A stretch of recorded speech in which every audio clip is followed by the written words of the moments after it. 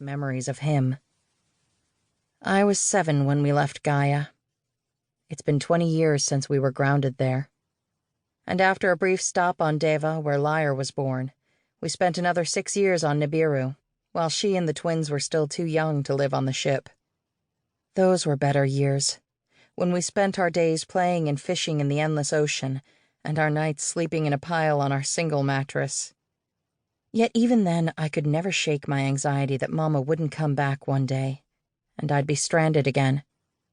I never felt safe like I did on Fortuna, never stopped waiting for someone to notice I didn't belong.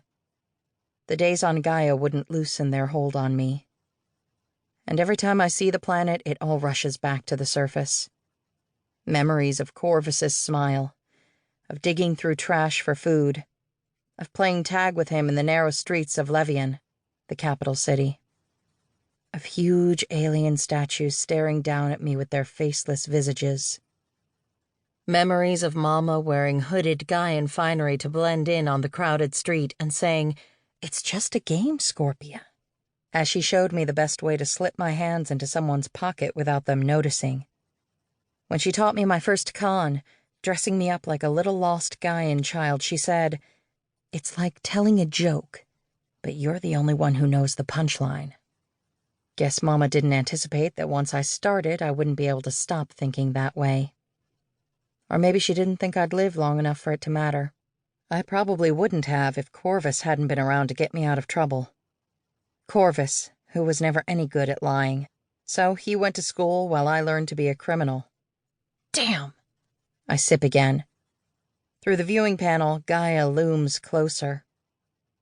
As I wipe my mouth, I glance over the expanse of screens and gauges and lights all around me, tracking the radar, fuel tank, and various systems. The numbers are all blurry, but the lights are all the soothing red of Nova Vita, which means everything is running fine. Good enough for me? I take another swig and choke on it as the ship shudders. It's not a particularly menacing rumble, yet the hairs on the back of my neck stand straight up. I let my boots thud to the metal floor one after another, dragged by the ship's artificial gravity, and frown at the panels. Nothing on the radar.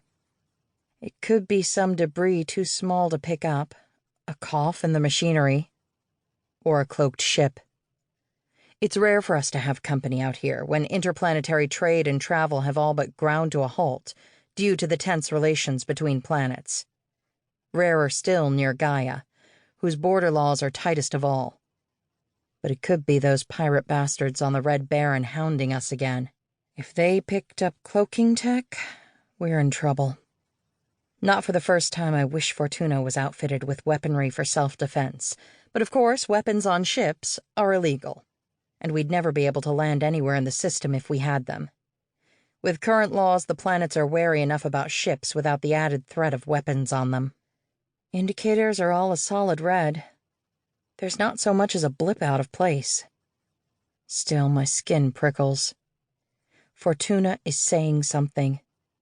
I slap the button to shut off the music, tilt my head to one side, and listen to the silence. The next rumble shakes the whole craft. The bridge goes dark.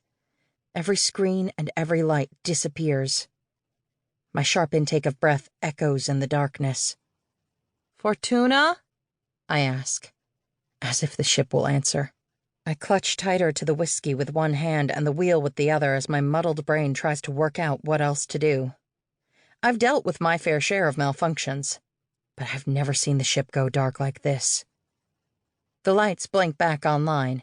A relieved laugh bubbles out of me, but cuts off as I realize all of my screens are crackling with static. I smack a few buttons, producing no effect, and turn from one end of the control panel to the other. My eyes find the system indicators on the far right. Life support and the engine are still lit red, signaling that they're online and functioning. But navigation is the shockingly unnatural green of system failure. Radar is green. Autopilot is green. The ship has everything she needs to keep flying, but not what she needs to land. Oh, shit. Judging by the fact that we haven't been blasted or boarded yet, this isn't the Red Baron or any other outside interference.